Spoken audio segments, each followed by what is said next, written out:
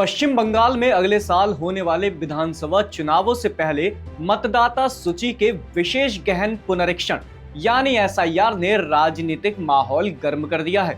जहां कई राज्यों में इस प्रक्रिया को लेकर पूरा करने की समय सीमा बढ़ाई गई है, वहीं बंगाल में तारीखें जस की तस रखी गई हैं। इसी वजह से चुनाव आयोग के फैसलों पर सवाल खड़े हो रहे हैं। विपक्ष इसे सुनियोजित साजिश बता रहा है, जबकि चुनाव आयोग का कहना है कि पूरी प्रक्रिया तकनीकी मानकों और नियमों के हिसाब से ही चल रही है। नमस्कार, मैं एकाग्र गुप्ता और आप देख रहे हैं द हिंदी टॉप। देखिए, चुनाव आयोग से जुड़े सूत्रों की माने तो राज्य में लगभग सभी मतगणना फॉर्म बांटे जा चुके हैं और लगभग पूरे फॉर्म डिजिटल सिस्टम में भी दर्ज हो चुके हैं। लेकिन इन आंकड़ों के पीछे एक बड़ा संकेत छिपा है। जानकारी के मुताबिक करीब 58 लाख से अधिक मतदाता ऐसे हैं जिनकी स्थिति पर भी सवाल खड़े हो रहे हैं। इनमें बड़ी संख्या मृत मतदाताओं की बताई जा रही है, जबकि लाखों लोग या तो लापता हैं या पता बदल चुके हैं या फिर फर्जी तरीके से वोटर लिस्ट में शामिल हैं। यही वजह है कि ये आशंका जताई जा रही है कि अंतिम मतदाता सूची से लाखों नाम बाहर हो सकते हैं। लेकिन इसी बीच मुख्यमंत्री ममता बनर्जी ने एक बयान देकर राजनीतिक हलचल तेज कर दी है।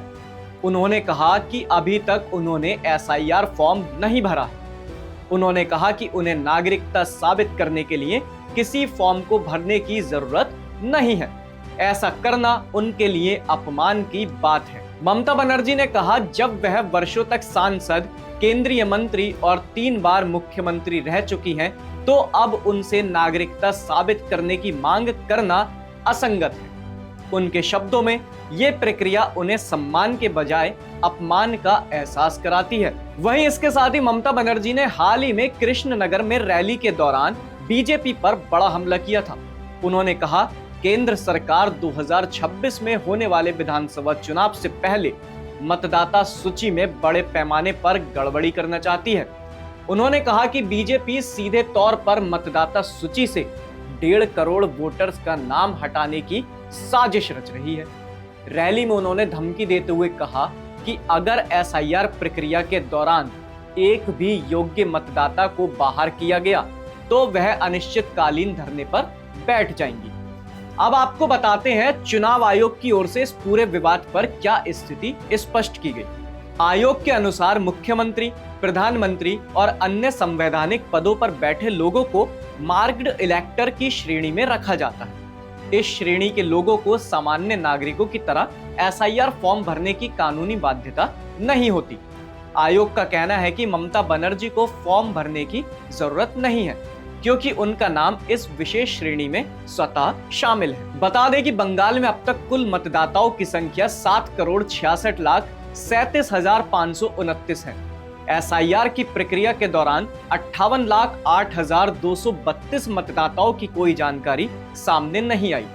चुनाव आयोग की ओर से बताया गया कि इनमें से 24,18,699 मृत मतदाता हैं, 12,01,462 मतदाता लापता हैं, 19,93,087 मतदाता अपना पता बदल चुके हैं और 1,37,575 फर्जी मतदाता हैं। अन्य 57,509 मतदाता हैं।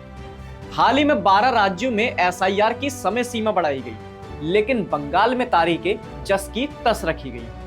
पहले ड्राफ्ट सूची 9 दिसंबर को आनी थी, जिसे बढ़ाकर 16 दिसंबर किया गया। वहीं अंतिम सूची की तारीख भी आगे खिसकाकर फरवरी के मध्य कर दी गई है। इसी बीच चुनाव आयोग के सूत्रों का कहना है कि उत्तर प्रदेश जैसे बड़े राज्य में भी करोड़ों नाम सूची से बाहर हो सकते हैं, जहां ड्राफ्ट सूची 31 दिसंबर को जारी होगी। ऐसे में बंगाल में एसआईआर को लेकर उठ रहे सवाल सिर्फ स्थानीय नहीं, बल्कि राष्ट्रीय स्तर की बहस का हिस्सा बनते जा रहे हैं। कुल मिलाकर पश्चिम बंगाल में एसआईआर को लेकर उठ रहा विवाद अब सिर्फ प्रशासनिक प्रक्रिया का मुद्दा नहीं रहा, बल्कि आगामी विधानसभा चुनावों की पृष्ठभूमि में एक बड़ा राजनीतिक टकराव बन चुका है। एक तरफ विपक्ष इसे मतदाता सूची में व्यापक फेरबदल की साजिश बता रहा है, वहीं चुनाव आयोग नियमों और तकनीकी प्रक्रियाओं का हवाला देकर अपने कदमों को सही ठहरा रहा है। 58 लाख से अधिक संदिग्ध मतदाताओं के बीच सवाल ये है कि क्या ये पुनरीक्षण मतदाता सूची को अधिक पारदर्शी और विश्वसनीय बनाएगा या फिर राजनीतिक अविश्वास को और गहरा करेगा। अब सबकी निगाहें दिसंबर में आने वाली ड्राफ्ट सूची और फरवरी में जारी होने वाली अंतिम सूची पर टिक गई हैं, जो ये तय करेगी कि बंगाल की सियासत में एसआईआर विवाद एक अध्याय बनकर रह जाता है या चुनावी नैरेटिव का केंद्रीय मुद्दा बनकर उभरता है। आपकी इस खबर पर क्या राय है, हमें कमेंट सेक्शन में जरूर बताएं और आप हमारे चैनल द हिंदी टॉप को सब्सक्राइब करें। इसके साथ ही आप हमें social media platforms x, Facebook और इंस्टाग्राम पर भी फॉलो कर सकते हैं।